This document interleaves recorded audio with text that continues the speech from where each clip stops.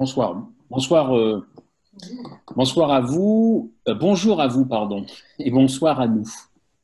Avec le décalage horaire, c'est plutôt bonjour à vous, l'Église d'Agapé, et bonsoir aux autres, hein, à ceux qui se sont connectés peut-être ailleurs. Merci pour l'invitation. Merci je vous vois là, ou à peu près dans le local que nous avons eu le plaisir, mon épouse et moi, de venir visiter ces 2 dernières années. On aura l'occasion, par la grâce de Dieu, de revenir vous voir physiquement, comme on dit, en présentiel. Je crois que Richard ou Claude a dû retenir ce mot, puisque la dernière fois, il nous disait qu'il découvrait présentiel, distanciel. C'est vrai qu'il y a des mots comme ça qui apparaissent selon les circonstances de la vie, n'est-ce pas?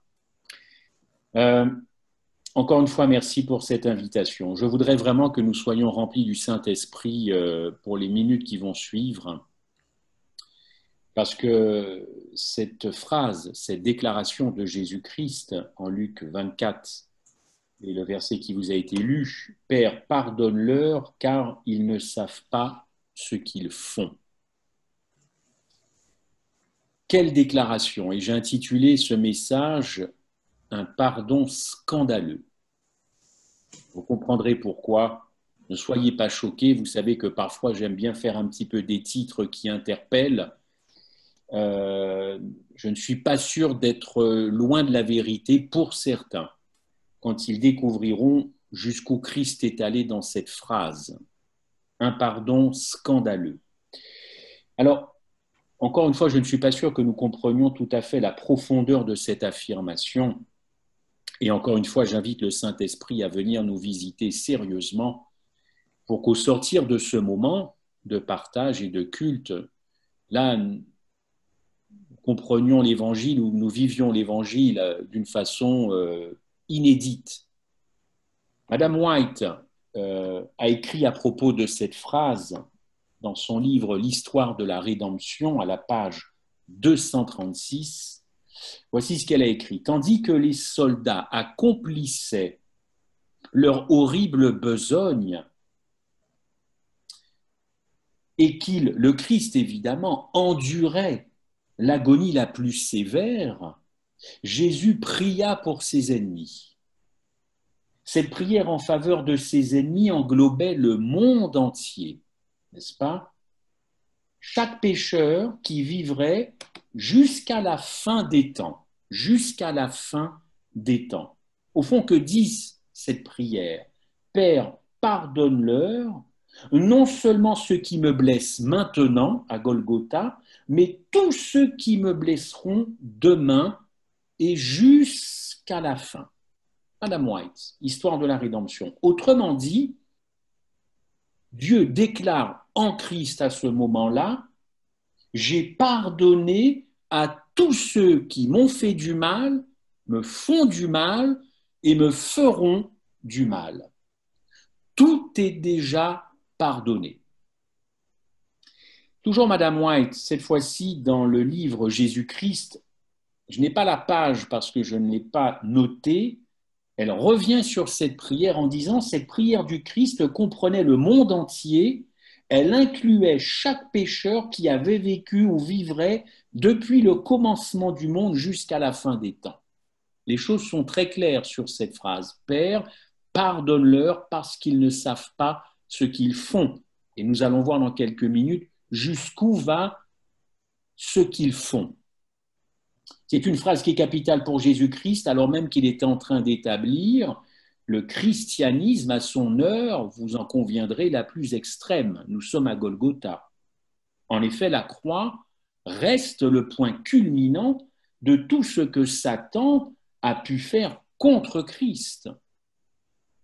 Et même dans l'extrémité de ce moment où il est torturé, où il est persécuté sur tous les plans, qu'il est peut-être sur le point d'être sûrement retranché par Dieu, c'est à ce moment-là, alors qu'il est totalement désorienté, démantibulé, déchiqueté par la croix, par ses clous, c'est à ce moment-là où il n'y a rien de plus pire pour un homme Relisez le psaume 22 qui relate ce moment de désarroi extrême, de désorientation, et c'est à ce moment-là que Christ déclare « Père, pardonne-leur parce qu'ils ne savent pas ce qu'ils font ».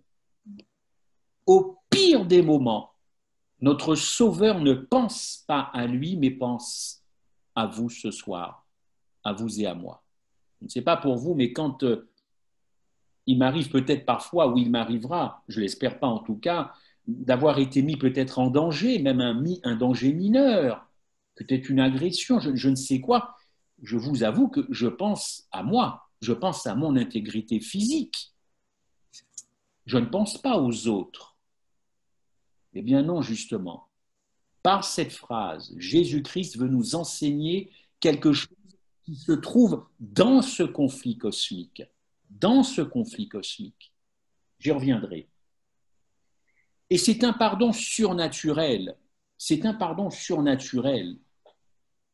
Dans 1 Corinthiens 13, versets 1 à 3, je vais prendre quelques versets, mais très simples, très puissants. 1 Corinthiens 13, 1 à 3. Voici ce que dit l'apôtre Paul. Je vous rappelle, frères, l'évangile que je vous ai annoncé et que vous avez reçu et par lequel vous êtes sauvés, si vous le gardez tel que je vous l'ai annoncé. Un petit peu plus loin, il déclara, or, je vous ai enseigné avant toute chose, regardez bien ce que dit l'apôtre Paul, je vous ai enseigné avant toute chose que quoi? Je l'ai entendu tout à l'heure dans l'école du sabbat, que Christ est mort pour nos péchés. C'est quelque chose qui a marqué Paul au fer, dans sa chair. En fin de compte, il est en train de dire aux Corinthiens, non pas oubliez tout ce que je vous ai dit avant, mais vraiment, avant toute chose, ce que je vous ai enseigné, c'est que le Christ est mort pour vos péchés. Par conséquent, Christ pria à Golgotha, Père, pardonne-leur, car ils ne savent pas ce qu'ils font. Qu'est-ce que Jésus veut faire passer comme message à son Père et peut-être à ceux qui l'entendent?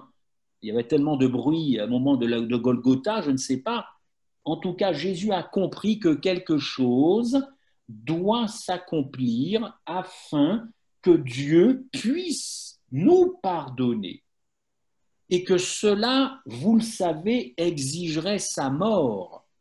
Bien sûr qu'il est question que les soldats, évidemment, partagent sa tunique, le texte nous le dit, nous le savons, et que cela avait été prophétisé. Mais là, ce n'est pas ça dont il est question. Nous sommes à la base du christianisme. Nous sommes dans l'Évangile. Je crois que cette certitude du pardon, ce pardon que nous avons obtenu à Golgotha, c'est ça qui va nous faire tenir à la fin du monde, dans toutes les tribulations que vous et moi, nous aurons à subir.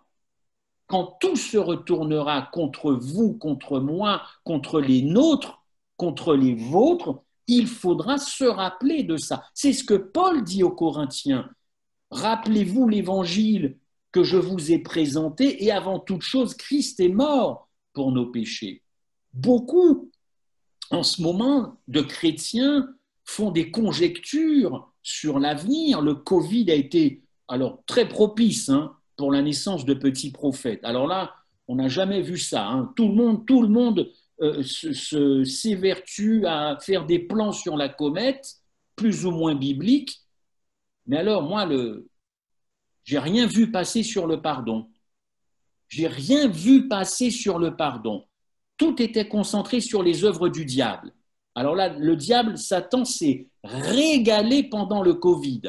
Un grand moment de joie pour lui, de voir que les spécialistes et les professionnels de la prophétie, au lieu de se servir du Covid pour surélever Golgotha, ils ont surélevé ses propres œuvres, les œuvres du diable. Bien joué le diable, encore une fois. Et la prochaine fois, il continuera encore avec autre chose. Surélevons la croix, dit Madame White. Arrêtons de surélever les œuvres du diable, car c'est lui qui va être à la manette, aux manettes à la fin des temps. Christ est mort pour mes péchés. Parlons-en, parlons-en. Quand Christ meurt à la croix, chers amis, c'est aussi pour que nous expérimentions justement le pardon. Et quand on viendra vers vous, quand on viendra vers moi, pardonnez-moi, je ne veux pas vous choquer, mais pour nous torturer, pour nous embêter, pour nous faire du mal, pour nous persécuter, écoutez, chers amis, il nous faudra nous rappeler cette parole de Jésus-Christ. Père, pardonne-leur parce qu'ils ne savent pas ce qu'ils font. On la connaît, cette phrase, on l'a entendue des centaines de fois, mais est-ce qu'on sait ce que ça veut dire? Qu'est-ce qu'il y a derrière cette phrase? Christ est mort pour nos péchés. Vous le savez, ce n'était pas les siens, il n'a pas péché, mais il a été disposé à les prendre pour que la condamnation ne retombe pas sur nous, évidemment, mais sur lui. C'est nous qui étions perdus, ce n'est pas lui. Nous étions perdus, évidemment, en Adam, voués à cette mort définitive. Jésus prend cette malédiction. Relisez le texte de Galates 3, verset 13. Je le relis. Christ nous a rachetés de la malédiction de la loi, étant devenu malédiction pour nous, car il est écrit « Maudit est quiconque pendu au bois », afin que la bénédiction d'Abraham eût pour les païens son accomplissement en Jésus-Christ et que nous reçussions par la foi l'esprit qui avait été promis. Galates 3,13. La malédiction de la loi, cette loi qui nous a condamnés à mourir éternellement, car le salaire du péché, c'est la mort, la seconde, pas la première, pas cette mort qui peut être malheureusement naturelle, accidentelle, maladive ou de vieillesse. Christ n'est pas mort, vous le savez, pour cette mort. Il est mort pour que nous ne passions pas, pour que nous ne subissions pas la mort éternelle. Mais quand il rachète mes péchés, Christ, dans cette phrase, il sait où il va, lui. Il sait où il va. Il va dans cette mort éternelle. Qu'aujourd'hui, nous puissions jouir de ne pas y passer. Oui, quand Christ rachète mes péchés au nom de son amour agapé, il subit cette mort éternelle. Alors, autrement dit, nous pourrions faire dire à Jésus-Christ à ce moment-là, Père, pardonne-leur, et je sais que cela va me coûter quelque chose. Cela va me coûter ma propre vie pour toujours. Est-ce que les gens, les contemporains de Jésus à ce moment-là, à ce jour-là, en ce vendredi après-midi, début du sabbat, ont compris? S'ils ont entendu, ont-ils compris ce que ça voulait dire? Père, pardonne-leur parce qu'ils ne savent pas ce qu'ils font. Jésus savait très bien où il allait et ce qu'il voulait nous épargner. Et malheureusement, les soldats continuèrent à enfoncer les clous dans la chair du Sauveur. D'autres textes attestent cette mort éternelle, cette seconde mort dont parle la Bible. Je vous renvoie à 2 Timothée 1, verset 10, ainsi qu'à Apocalypse 20, verset 6. Il y aurait beaucoup de choses à dire sur cette seconde mort. Pour quelle raison Dieu nous pardonnerait-il? Vous me répondrez tout naturellement parce qu'il nous a créés, parce qu'il nous aime. Bien sûr, quand Christ est mort sur la croix, cette peine pour le péché, cette peine a été purgée. Madame White le dit, elle l'a bien compris. La justice, dit-elle, ne réclame pas seulement que le péché soit pardonné, la peine de mort doit être exécutée. Dieu, en donnant son Fils unique, a satisfait à 2 exigences. En mourant à la place de l'homme, Christ a purgé, c'est la traduction française, purgé la peine de mort. Et seconde chose, offert le pardon. C'est le commentaire biblique adventiste, le volume 6. Par conséquent, Christ a purgé la peine de tous les pécheurs, de tous les temps, de tout ce qu'ils auraient pu commettre. Que veut dire purger? Eh bien, que la facture a été payée, chers amis. La facture a été soldée. On ne peut plus rien réclamer à Sébastien, à Julie, à Richard, à Claude, à Evelyne, à Fernand. C'est purgé, à Catherine. C'est purgé, c'est soldé. Mais si ça, ce n'est pas une bonne nouvelle, qu'est-ce qu'on peut nous apporter de plus à nous chrétiens? Qu'est-ce qu'on peut nous apporter de plus? Tout a été soldé, je le répète, ça a été purgé, ça a été réglé. Réglez alors les péchés de tous ceux qui nous font du mal. Tous ceux qui vous ont fait du mal, tous ces péchés qui ont été faits contre votre personne ou contre votre famille, tout a été soldé. La peine pour ces péchés a été prise par le Christ à Golgotha, car Jésus l'a dit, Père, pardonne-leur, car ils ne savent pas ce qu'ils font. Chers amis, si la peine, si le mal qu'on vous a fait, plutôt si le mal que vous avez fait aux autres, moi, et moi le premier, un petit peu pour paraphraser Paul, si ça a été pardonné, purgé, soldé, mais le mal que l'on vous fait, c'est pareil, ça a été purgé, ça a été soldé.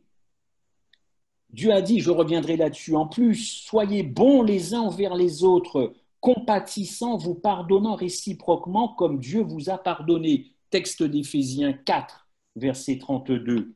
Mais lisez juste au-dessus du verset, le verset 31, toujours dans Éphésiens 4, que toute animosité, que toute amertume, que toute colère disparaissent au milieu de vous.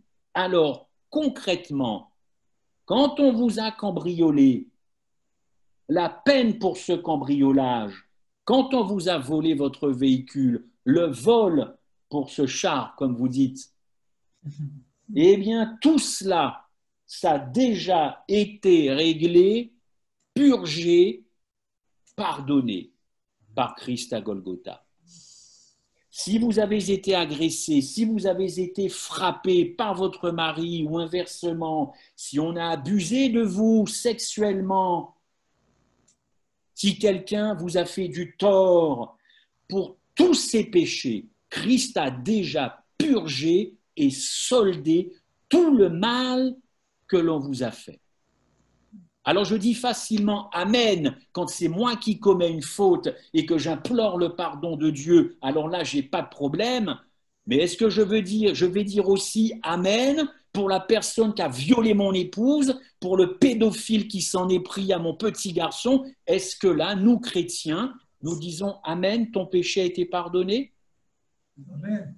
Ah, parce que le pardon de Golgotha, ça vaut aussi pour tous ceux qui nous font du mal, pas simplement pour nous qui avons fait du mal. Voilà où on en est dans le conflit cosmique. Voilà, et j'aimerais que l'on développe, que tous ces petits prophètes qui se sont trouvés comme ça, eh bien, parlent de ça. C'est bien gentil de parler de l'avenir, mais si je ne suis pas capable de pardonner à mon voisin qui a crevé mes pneus parce qu'il n'était pas content contre moi, est-ce que ça va au ciel comme prédication? Ça ne va pas plus haut que le plafond de mon appartement. Vous avez été agressé, abusé, on vous a tapé dessus. Christ a payé la peine pour celui qui vous a fait ça.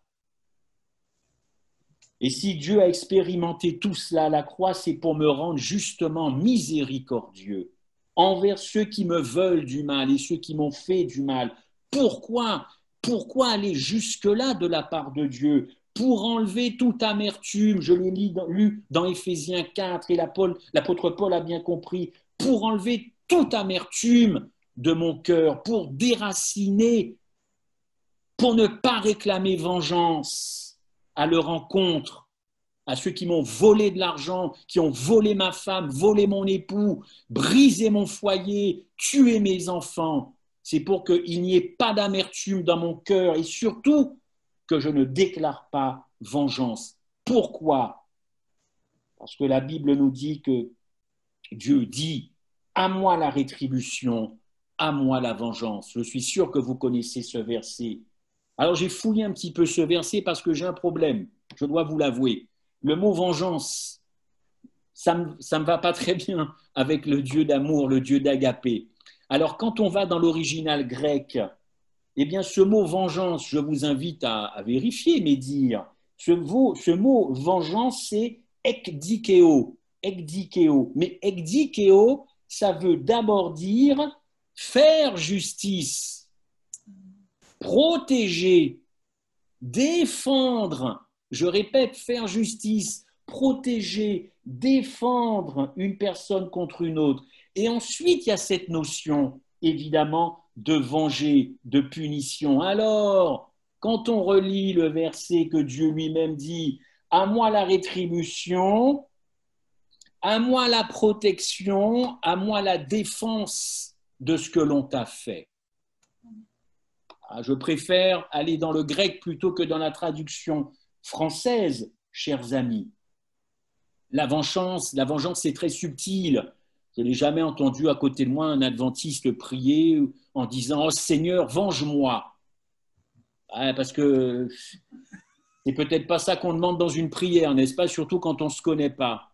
Mais la vengeance, c'est subtil. La bouche ne réclame pas forcément ce que le cœur désire.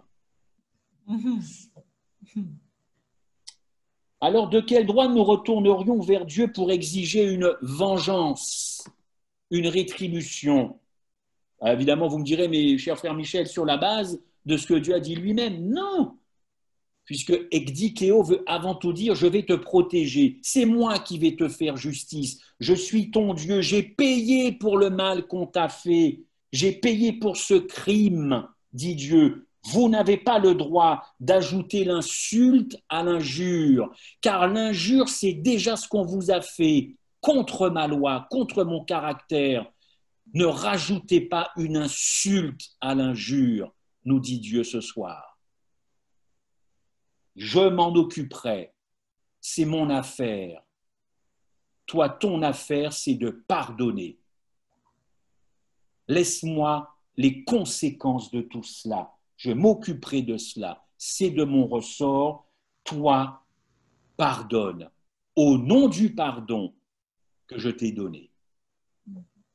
Je dis cela parce qu'il est difficile de pardonner, n'est-ce pas? Difficile de pardonner sans comprendre un verset biblique. Toujours mal compris que nous allons prendre ensemble 1 Jean 1, verset 9. 1 Jean 1, verset 9. Si nous confessons nos péchés, je sais que vous connaissez bien ce verset, si nous confessons nos péchés, il est fidèle et juste pour nous les pardonner et nous racheter de toute iniquité.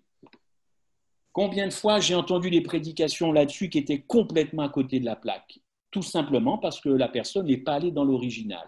Il n'y a rien à faire. Hein. Alors évidemment, si je prends l'inverse de ce verset, et je me l'approprie à moi, hein, si je ne confesse pas mes péchés, alors Dieu n'est pas fidèle et il n'est pas juste pour me pardonner mes péchés et pour me racheter de toutes mes iniquités. Dis donc, à quel Dieu nous avons affaire alors? Avec Dieu, c'est donnant-donnant. Alors, tu confesses, je te pardonne, tu ne confesses pas, je ne te pardonne pas. Ça, tu me rends ta dîme, je te bénis, tu ne me rends pas ta dîme, je te punis. Avec vous, c'est... alors, vous ne faites pas de camp meeting cet été, ben, vous serez moins bénis. Vous en faites un, je vais vous bénir, et ainsi de suite, et ainsi de suite. Non, écoutez, ça, c'est le Dieu des païens, c'est le Dieu du marchandage. Ce n'est pas le Dieu de la Bible. Ce texte semble dire qu'il faut se repentir d'abord avant d'être pardonné. Eh ben, c'est tout le contraire qui a été écrit évidemment par Paul. Parce que pardonner dans ce verset biblique, il est traduit en grec par aphiemi. C'est facile à retenir. Aphiemi, qui veut dire éloigner, écarter, et pour vous anglophones, sent away, pour le mari de Seth, sent away, c'est-à-dire envoyer très loin. C'est ça, aphiemi, dans ce verset, envoyer très loin, écarter, sent away, ce qui veut dire que si vous confessez votre péché, et si vous dites, mais oui, ce péché a aussi crucifié Jésus-Christ, Alors là, Dieu est fidèle et juste pour faire quoi? Eh bien, pour écarter ce péché de votre vie, pour l'écarter de votre vie, pour l'éloigner très très loin de votre vie. Il ne regarderait même pas à ce que vous avez fait. Ce péché sera très éloigné. Et il y a un commentaire magnifique de Madame White que je veux vous lire. Malheureusement, j'ai perdu la référence, je vous la retrouverai. Écoutez bien ce qu'elle dit. Nous entendons bien des choses fausses sur la conversion de l'âme. On enseigne aux hommes à penser que si un être humain se repent, il sera pardonné, en supposant que la repentance est le chemin, la porte pour entrer au ciel, que la repentance a une valeur certaine, assurée, pour obtenir le pardon. Et ça va loin hein, entre vous et moi, ce que dit Madame White là. Hein. L'homme peut-il se repentir de lui-même? Pas plus qu'il ne peut lui-même se pardonner. Écoutez la suite. Les larmes, les soupirs, les résolutions, tout cela n'est que l'exercice approprié des facultés que Dieu a concédées à l'homme, à l'abandon du péché par le changement d'une vie qui appartient à Dieu. Et écoutez la suite, la chute est terrible. Où y a-t-il du mérite en l'homme pour gagner son salut ou pour mettre devant Dieu quelque chose qui soit si précieux, si excellent? Une offrande d'argent? Une maison? Des terres? Tout cela peut-il se placer sur la liste des mérites? Madame White répond, impossible. Impossible. Chers amis, Jésus n'a pas attendu que nous soyons désolés, attristés, peinés pour nous pardonner.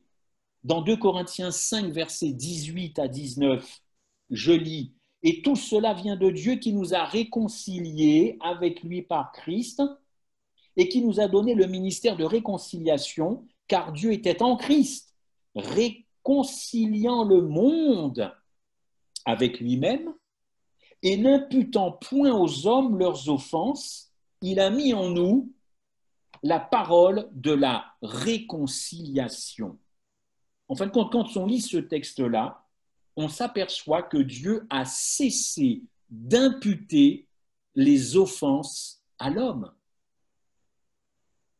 Ça, c'est l'idée de ce que l'on appelle la justice corporative dans la Bible. Les péchés ont tous été imputés sur la personne du Christ, tous placés sur et dans son corps. Alors, qu'est-ce que je veux dire par là? Il y a déjà eu un pardon. Il y a déjà eu un pardon. Regardez dans Ésaïe 44, verset 22. « J'ai effacé tes forfaits comme une nuée épaisse et tes péchés comme un nuage. » Ça, c'est Osterwald. Et Dieu dit, ne m'oublie pas. J'ai effacé tes forfaits comme une nuée épaisse. Donc là, Dieu veut nous dire que nos péchés, c'est vraiment très épais. Hein. Quand ça monte au ciel, c'est très épais. Hein, le soleil ne passe plus. Okay? Et tes péchés comme un nuage. Ne m'oublie pas. Si ce n'est pas un cri du cœur, si ce n'est pas une déclaration d'amour, c'est quoi? Ça, c'est Osterwald. Et dans la version seconde, j'efface tes transgressions, reviens à moi, j'ai déjà effacé tes transgressions. Chers amis, le pardon vient en premier avec Dieu. C'est lui qui prend l'initiative. Alors, vous avez des chrétiens qui courent après le pardon, ils sont déjà pardonnés. Vous avez des chrétiens qui courent après la vie éternelle, ils l'ont déjà. Vous avez des chrétiens qui courent après le salut, il est déjà acquis par Christ à Golgotha. En fin de compte, il y a beaucoup de chrétiens qui courent après beaucoup de choses déjà acquises. Quelle tristesse. Quelle vie misérable auront-ils, comme aurait pu dire l'apôtre Paul, ô misérable que je suis. Et ça, c'est une vie qui épuise, c'est une vie qui finit par vous faire craquer, fermer la porte de l'Église et fermer la porte de Dieu. Ceux qui courent tout le temps, les stressés, alors que l'Évangile Et avec les versets que je vous ai donnés, c'est tout acquis. C'est du bonus en Christ. Ça se savoure, et plus particulièrement le jour du sabbat. C'est savoureux. C'est sucré, mais c'est bio. Hein, là, pour le coup, on peut se permettre ça. C'est sucré, mais c'est du bon sucre, ça, l'évangile. J'efface tes transgressions, reviens à moi. Vous imaginez la discussion entre Moïse et Dieu. Moïse qui est en train de dire à Dieu, pardonne à mon peuple. Dieu répond, c'est fait. Mais comment, Seigneur, ils ne t'ont pas encore demandé pardon. Mais c'est pas grave, c'est fait. Scandaleux comme pardon. Ben, laisse-les te demander pardon, donne-leur 5 minutes, c'est fait. J'ai pas besoin, j'ai pardonné. C'est scandaleux. Et il y a des chrétiens qui pensent que tout ça, c'est un scandale parce qu'il faut, encore une fois, demander pardon, se mettre à genoux et dans certaines contrées, se flageller au moment de Pâques, montrer qu'on s'est flagellé, scarifié. C'est des gens qui n'ont pas l'évangile. A contrario, je ne suis pas en train de vous dire de faire n'importe quoi de votre vie et de ne jamais vous adresser à Dieu. Non, il y a 2 phases dans le pardon. Mais nous oublions trop souvent la première phase du pardon parce qu'il y a des gens qui courent après ce pardon, qui n'arrivent pas à aimer Dieu, à aimer l'Évangile parce qu'ils se sentent encore coupables et n'ont pas compris, ils n'ont pas encore vécu cette délivrance de culpabilité. Dans le texte de Colossiens 2, verset 13, « Et lorsque vous étiez morts dans vos offenses et dans le prépuce de votre chair, il vous a vivifiés ensemble avec lui, vous ayant gratuitement pardonné, parce que dans d'autres versions, vous avez justifié, pardonné toutes vos offenses. Il a effacé tout ce qui était contre vous. » C'est la version Martin. Il a effacé tout ce qui était contre vous. Alors, que demander plus? Que demander plus? Il a effacé l'acte des ordonnances qui subsistaient contre vous. Quel est cet acte dont nous parle l'apôtre Paul? Nos péchés et surtout la malédiction et surtout la condamnation. C'est ça cet acte-là. Et le texte dit, et tout ça, ça a été cloué à la croix. Condamnation, culpabilité, cloué à la croix. Comment se fait-il encore qu'il y ait des gens parmi nous, sincères, hein, je ne dis pas sincères, qui souffrent encore de leur passé, qui souffrent encore de ce qu'ils ont pu commettre, de pire peut-être, de pire avant cette rencontre avec le Christ? Comment se fait-il que ce soit encore un carcan et parfois une obsession chez certains? Paul le dit, Dieu, Jésus a effacé l'acte des ordonnances, hein, et qui subsistait contre vous, il a détruit cette condamnation à la croix. Colossiens 2, verset 13, verset 14. Dans ce verset, chers amis, le mot pardonner, qui n'est pas toujours dans toutes les versions, pardonner, c'est charizomai. Charizomai. Mais charizomai, vous l'avez compris, le préfixe, ça vient de charis, et charis, ça veut dire grâce. Les charismatiques, grâce. Charis, c'est accorder, ça veut dire aussi accorder, donner, joie, bienfaisance. Regardez comme le grec est riche. Faveur inconditionnelle, c'est ça charizomai dans ce verset de Colossiens. Donc le pardon de Dieu fut inconditionnel. Alors pourquoi, si nous avons été pardonnés, si nous avons reçu cette faveur inconditionnelle qui nous a été faite, pourquoi c'est si difficile de pardonner aux autres ce qu'ils nous ont fait? Parce que nous n'avons pas encore compris le vrai sens de la croix. Beaucoup trouvent difficile d'ailleurs parmi nous d'accepter l'idée qu'il y a eu un aspect du pardon qui précède la repentance. Vous en connaissez sûrement des gens qui vont vous dire « Mais non, c'est pas possible, tu ne peux pas avoir été pardonné tant que tu n'as pas demandé pardon. » C'est difficile à accepter que c'est encore Dieu qui a pris l'initiative. Il est le premier sur ce coup-là, le premier. Adam et Ève ont été pardonnés avant qu'ils se repentent, oui ou non? Dites-moi si je me trompe. Je n'ai pas vu en Genèse où c'est marqué Adam et Ève ont demandé pardon. Et pourtant, ils ont effectivement été pardonnés. Madame White te le dit, d'ailleurs, je vais prendre un verset que j'ai sur mon téléphone. Extraordinaire citation de Madame White. Voici ce qu'elle dit. je vous le dis tout de suite, le Christ s'est présenté comme la caution pour la race humaine, non après la repentance et la demande de pardon d'Adam, mais dès qu'Adam a péché. C'est dans la Review and Herald en 1901. Adam et Ève ont été pardonnés avant quoi que ce soit.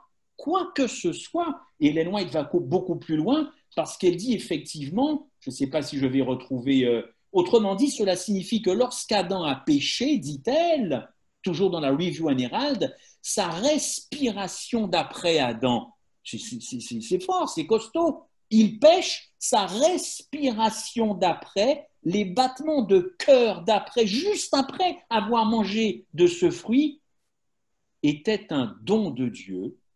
La grâce se mit en place immédiatement pour acheter l'humanité, justifiant juridiquement la race humaine qui était en Adam. Où est le pardon? Niet, il n'y a pas de pardon. Dieu, moi je déclare que je vous pardonne au nom de mon nom, au nom de mon amour. Il y a des gens qui ont du mal avec ça, qui ont du mal. Charizomai, charizomai. Regardez dans Nombre 14, verset 19, je reviens à Moïse, qui demande à Dieu de pardonner au peuple son iniquité, et je l'ai dit tout à l'heure, réponse de Dieu, j'ai pardonné à ce peuple selon ta parole. Vous imaginez un petit peu ce dialogue, Dieu qui répond à Moïse, bon écoute Moïse, il n'y a pas de souci, mais j'aimerais d'ailleurs, avant qu'il me demande pardon, que ton peuple, et puis le mien en l'occurrence, hein, qu'il me demande pardon et ensuite, évidemment qu'il se repente, et ensuite j'accorderai mon pardon. Non, non, pas du tout, chers amis. C'est clair, Dieu n'a pas demandé la repentance en premier. Dieu a pardonné les Israélites avant qu'ils se repentent. Cette évidence biblique ne colle pas toujours avec les théories classiques. Et du coup, si vous pensez qu'il faut d'abord demander pardon, ensuite que vous obtiendrez le pardon, eh bien vous rejoignez ce que je prêche, non pas pour, mais plutôt contre, c'est cet arminianisme qui vient de Jacob Arminius, qui dit que cette position arminianiste, qui dit que le pardon et la grâce de Dieu, ce sont des provisions qui sont installées quelque part, peut-être dans un coin de votre église, chez moi, c'est une provision. Je répète, le pardon, la grâce, c'est quelque chose qui a été fait, mais qui ne va ne fonctionner que si moi j'accepte cela, n'est-ce pas? Ça va se déclencher seulement dans le cas où quelqu'un accepte de remplir, par exemple, alors toutes les étapes, croire, se confesser, se repentir. Et une fois que vous avez rempli toutes ces étapes, alors là, ce qui a été fait, c'est applicable à votre vie. Ça, c'est l'arminianisme, c'est totalement anti-biblique. Et pourquoi il y a un problème dans cette position que beaucoup de chrétiens croient et beaucoup d'adventistes? C'est que si vous considérez le pardon comme ça, alors si vous considérez cet aspect-là, c'est l'homme qui devient le centre du salut. L'homme devient le centre du salut et ça, c'est totalement problématique. C'est Christ le centre du salut. Absolument. Dieu a pris déjà l'initiative de ton salut, mon ami. C'est déjà fait. Et tout ce que nous devrions faire, ce n'est, comme on dit, qu'une réponse généreuse à ce qui a déjà été fait. Tout le reste, pour moi, c'est du légalisme. Toujours vouloir faire pour obtenir, faire parce que j'ai peur, faire parce que... Non, non, non, non, non, c'est pas ça l'évangile. C'est pas ça. On est dans un conflit cosmique. Si on n'a pas encore compris l'évangile, on va se faire bananer. On va se faire emporter, comme dit l'apôtre Paul, par tout vent de doctrine. Si vous considérez, je le répète, cet aspect, quelque chose a été fait, et tant que moi je n'ai pas dit oui, ce n'est pas actif dans ma vie, alors là c'est vous finalement qui êtes l'auteur de votre salut. Ce n'est pas dit comme ça, mais c'est comme ça que votre cerveau interprète les choses. En revanche, si tout a été fait, s'applique à vous, sans que vous n'ayez rien fait, rien demandé, là vous êtes dans la jouissance de l'évangile. Et quand vous avez confiance dans ça, eh bien, vous n'avez pas envie de faire n'importe quoi dans votre vie parce que je ne suis pas en train de prêcher le salut universel. Je dis simplement, quand on sent ça, quand c'est une expérience, alors là, votre vie vous la donnez à Dieu, et si vous la donnez à Dieu, vous ne pouvez ni aller à droite, ni aller à gauche, c'est tout droit. Chers amis, la condamnation qui était sur nous, ce n'est pas simplement un sentiment de culpabilité, ou de regret, ou de remords. Cette condamnation, je le répète, c'était la mort éternelle. C'est le sens de Romains 5, verset 18. Je le lis rapidement. Si par l'offense d'un seul, la mort a régné par lui seul, à plus forte raison, ceux qui reçoivent l'abondance de la grâce et du don de la justice régneront-ils. J'avance un petit peu, n'est-ce pas, par un seul acte de justice, la justification qui donne la vie, s'est étendue à tous les hommes. Car comme par la désobéissance d'un seul homme, beaucoup ont été rendus pécheurs, de même par l'obéissance d'un seul Christ, évidemment, beaucoup seront rendus justes. Alors, je connais plein d'adventistes qui sont fâchés avec Paul et spécialement avec ce verset, parce que là, ce verset, on pourrait en discuter, n'est-ce pas? Romains 5, verset 18, mais vous avez Romains 5, verset 6, verset 7, verset 8, verset 10, c'est l'explosion. Ça, c'est le Covid de l'Évangile. C'est l'explosion parce qu'encore une fois, nous étions, de mémoire, excusez-moi, nous étions des impies, nous étions des ennemis, nous étions voués à la mort, nous étions anti-Dieu, nous étions tout ça. Et Christ vient laver cette affaire-là. Laver cette affaire-là. Il nous prend pour ses amis alors que nous étions ses pires ennemis. Romains 5, 6, 7, 8, 9, 10. Je vous dis, c'est une explosion. L'apôtre Paul, non seulement il a dit ça, mais il a expérimenté ça. Je ne voudrais pas qu'aujourd'hui ce ne soit que des paroles bibliques, que ce soit simplement intellectuel ce que je vous dis là. Mais il faut un ressenti, il faut une expérience. Nous avons été pardonnés, nous avons été sauvés, nous avons été acquittés. Maintenant, ma vie ne doit plus être comme avant. C'est ça que ça doit déclencher. Paul est en train de nous dire, à ma façon, permettez-moi, personne ne va être condamné parce qu'il est né dans une nature pécheresse et parce qu'il a péché. Si vous croyez que l'enfer va être rempli de gens parce qu'ils ont péché, vous vous trompez, puisque ça a déjà été payé. Alors pourquoi l'enfer serait plein de monde si Christ a porté les péchés à la croix?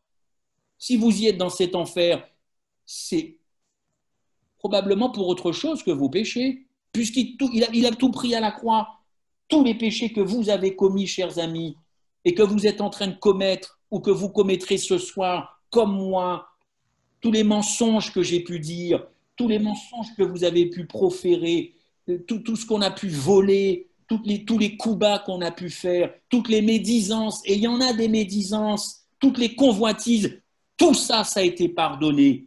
Tout a été pardonné. Jésus a enlevé cette condamnation. Alors, si vous et moi, on se retrouve en enfer, et si on est perdu, ce n'est pas à cause de ça qu'on est perdu. Il faut bien une raison, alors, pour être perdu. Vous ne croyez pas? Puisque Christ est le porteur de mes péchés. Personne n'a choisi d'être né dans une nature pécheresse. Pourquoi je serais donc condamné alors? Parce que je suis né dans une nature pécheresse, mais moi je n'ai pas demandé à naître. Et si on vous avait demandé à naître, vous auriez préféré naître un petit diable ou un petit ange? Je pense que vous choisiriez petit ange. Alors, nous ne sommes pas nés convertis. C'est pourquoi Jésus a dit à Nicodème, il faut que tu naisses de nouveau. Voilà le problème, chers amis. Si vous pensez que ce sont vos péchés qui vous condamnent, alors qu'est-ce que Jésus-Christ a fait à la croix? Qu'est-ce que vous faites de l'expiation? Notre condamnation à la mort éternelle ne vient pas du fait que nous sommes nés dans une nature pécheresse ou que nous péchons, puisque Christ a purgé nos péchés. Christ s'est chargé de tout cela, il s'est occupé. Non, ce qui cause la perte ou ce qui causera la perte de beaucoup de gens, c'est parce que vous le savez, la lumière est venue et ces gens-là n'ont pas voulu de la lumière. Mais tout a été fait pour eux. Ils ont été sauvés. Ils n'ont pas voulu de cette lumière, ils ont préféré les ténèbres. Ellen White le dit beaucoup mieux que moi. N'est-ce pas? Dans Jean 3, versets 17, 19, Dieu n'a pas envoyé son Fils dans le monde pour condamner le monde, mais afin que le monde soit sauvé. Celui qui croit en lui ne sera pas condamné. C'est cette incrédulité viscérale qui finit par condamner les gens. Ils ne veulent pas de cette lumière. Et pourtant, tout leur a été donné au même titre que vous et moi. Tout leur a été donné. D'ailleurs, Jean a compris, et ce sera presque ma conclusion. Vous savez que je suis un petit peu bavard. Jean 8, 24. C'est pourquoi je vous ai dit que vous mourrez dans quoi, dit Jean. Regardez bien le texte, hein, Jean 8, 24. Vous mourrez dans vos péchés. Car si vous ne croyez pas ce que je suis, vous mourrez dans vos péchés, dans vos péchés. Eh oui, il ne peut pas y avoir de gens perdus à cause de leurs péchés, puisque ça a été pris à la croix. Ils n'ont pas voulu de ça. Malheureusement, ils mourront dans leurs péchés. Chers amis, quand j'entends cette phrase « Père, pardonne-leur parce qu'ils ne savent pas ce qu'ils font », en préparant cette méditation, je ne suis même pas au millionième de ce que la phrase veut dire. Mais j'ai découvert quelque chose en tout cas. Je lirai cette phrase maintenant, cette belle déclaration, et je m'y attarderai. Je ne passerai pas comme ça. Je m'y attarderai. Père, pardonne-leur parce qu'ils ne savent pas ce qu'ils font. En réalité, quand Christ a dit ça, il voyait bien au-delà de tout ce que nous pouvons voir.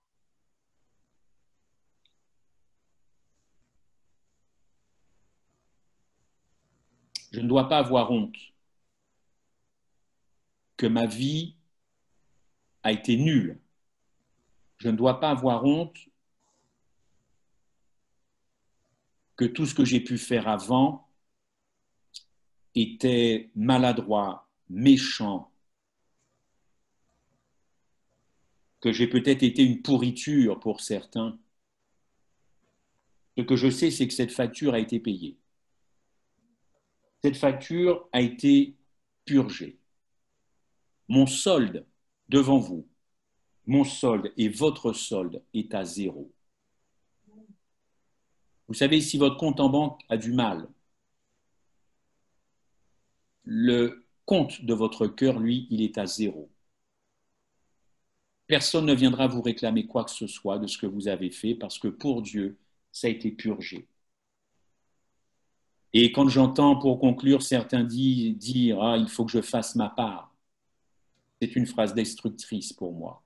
Je dirais plutôt que si nous avons à coopérer avec Dieu, ce serait de coopérer avec la lumière, avec le Saint-Esprit, pour dire enfin, dans ce conflit cosmique, à ce moment de l'année, Jésus, je préfère t'avoir dans ma vie plutôt que le péché.